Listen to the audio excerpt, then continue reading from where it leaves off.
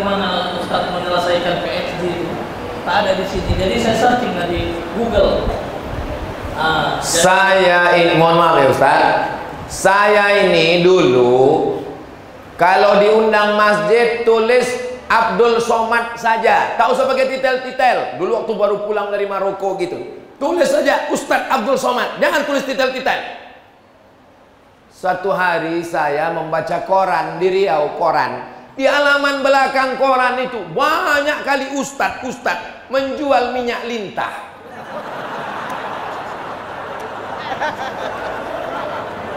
Lamalah saya temenung. Ini nanti takut ke orang ini tak bisa membedakan mana ustadz yang pengajian, mana ustadz obat kuat.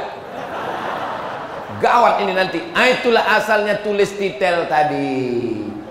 Supaya jangan nanti sombong Somad itu angkuh, supaya masyarakat ini bisa membedakan. Takut saya salah telepon. Assalamualaikum Pak Ustadz. Waalaikumsalam. Bisa Ustadz membesarkan dan mengecilkan?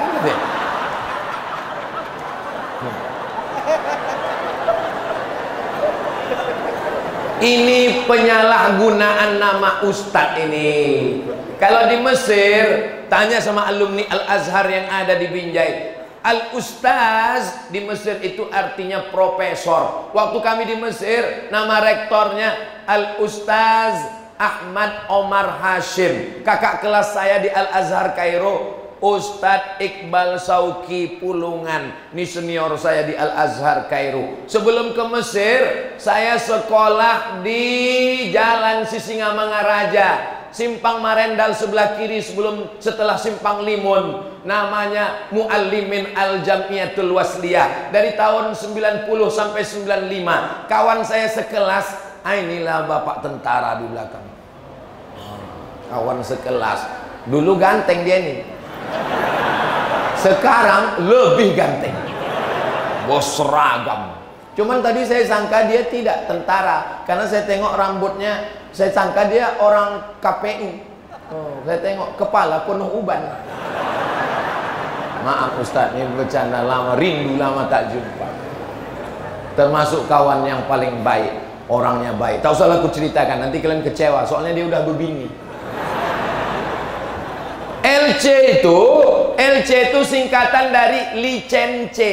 Licence itu bahasa Inggris. Sampai di Malaysia, kalau kalian bawa mobil, ditanya sama polisi, lesen awak mana?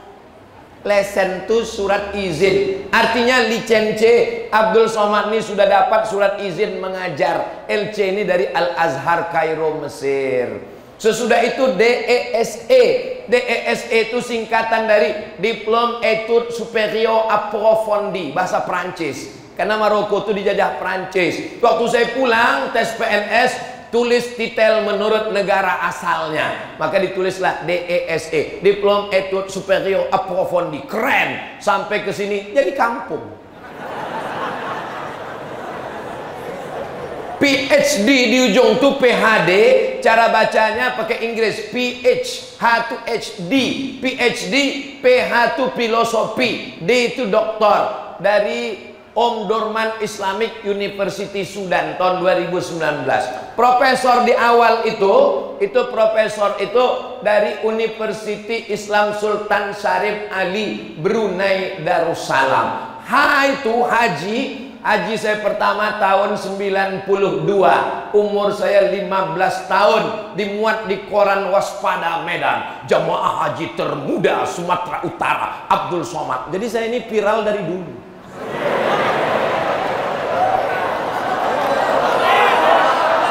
Allahu Akbar. Saya mau menengok kalian cemana cara menguncupkan hidung yang mekar tadi. Allahu Akbar. Itu dia penjelasannya Ustaz. Jadi tadi Ustaz, setelah saya baca itu kabar-kabar negatif. Ustaz Abdul Somad ini sempat dilarang masuk Hong Kong, masuk ke Singapura.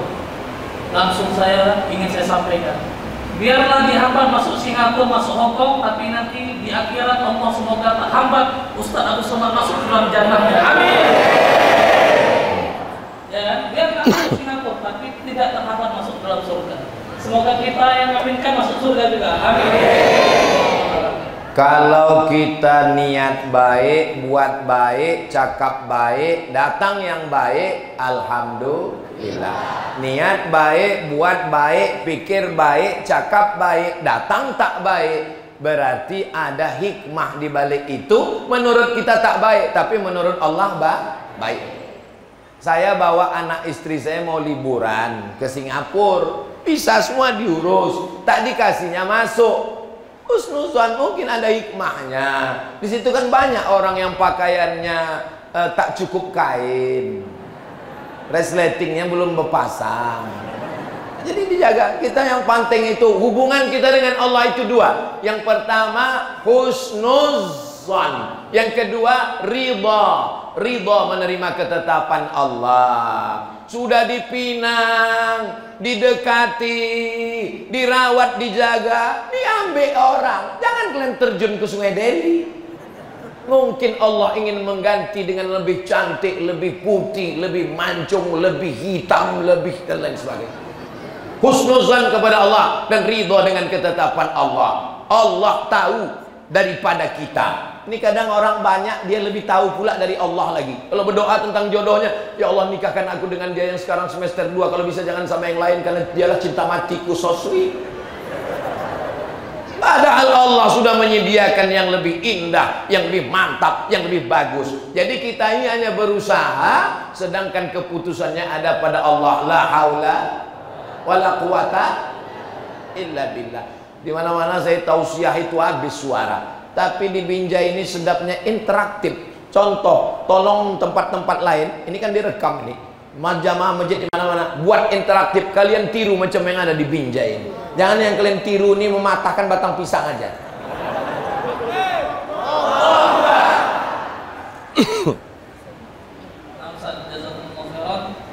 Mungkin kita mau saling lagi nih. Kita mau makin kita korek terus ilmu dan ustadzuna. Nah mungkin dari jamaah ada yang bertanya, kami persilakan, tapi dibatasi mengingat waktu yang singkat. Mungkin satu nanti dari bapak-bapak pejabat. Ya, satu.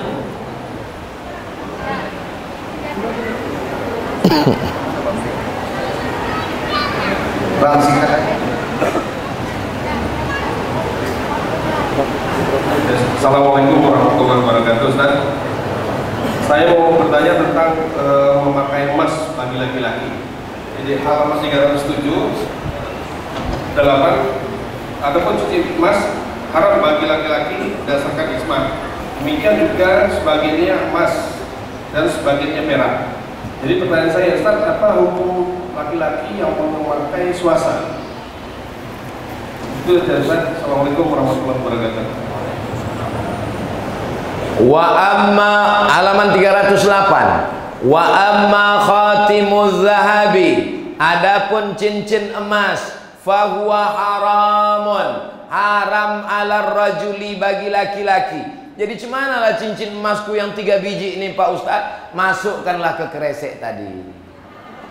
Kresek sedekah tadi mana? Cepat sikit bang, cepat, orang ini mau masukkan, masuk. Ibu tuh setuju itu, setuju kan Bu? Setuju lah, orang bukan laki dia. Wa kadzalau kana ba'duhu zahaban. Ini yang jadi masalah. Bagaimana kalau emasnya dicampur dengan perak? Kita menyebutnya wa ba'duhu fiddah, sebagiannya perak. Hatta wa kadza. Menurut Imam Nawawi, emas yang bercampur pun begitu juga. Emasnya 60, peraknya 60, emasnya 40, merah dia. Orang kita menyebutnya swasa.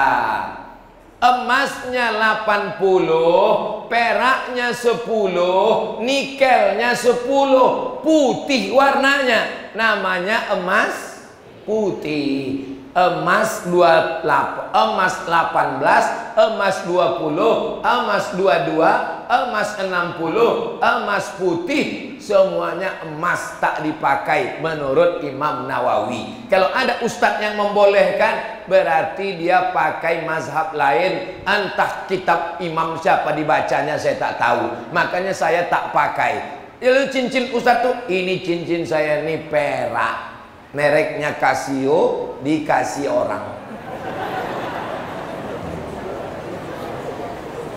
Demikian, Allah. Baik, jazakumullah khairan. Mungkin dari bapak-bapak ulil amri ada yang ingin bertanya?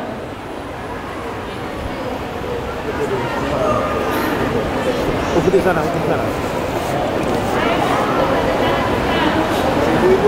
Itu satu. Ya, ini satu dari bapak-bapak ini, nanti insyaallah dari ibu-ibu setelah itu insyaallah. Kita batasi karena Ustaz ingin ke bandara, ini waktu yang terbatas.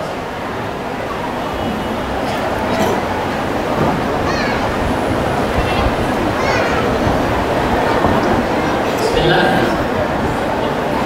Assalamualaikum warahmatullahi wabarakatuh. Al-Mukarram Al-Fadil Profesor Dr. Abdul Somad. Nama saya Heri Hidayat dari Musilam Bagus Salam. Wa ana min Sibke Hajat Ilmiah Kembang. Yang mau saya tanyakan tadi masalah yang sebenarnya bukan masalah ibadah, kita maulid, ada Isra Mi'raj, ada lagi talqin dan lagi sebagainya, itu kan sebenarnya bukan masalah, Ustaz. Tapi kenapa dipermasalahkan orang ini dan sejak kapan itu jadi masalah gitu? Kalau sejak dulu dari masalah, berarti orang tua agak udah kurang update gitu ya. Kalau kata Sidul ketinggalan zaman. Nah, kalau masalah itu dari zaman belakangan ini, berarti orang yang mempermasalahkannya itu baru gitu, baru mempermasalahkan sekarang. Kenapa nggak dari dulu gitu? Mungkin sekian dari saya. Assalamualaikum warahmatullahi wabarakatuh.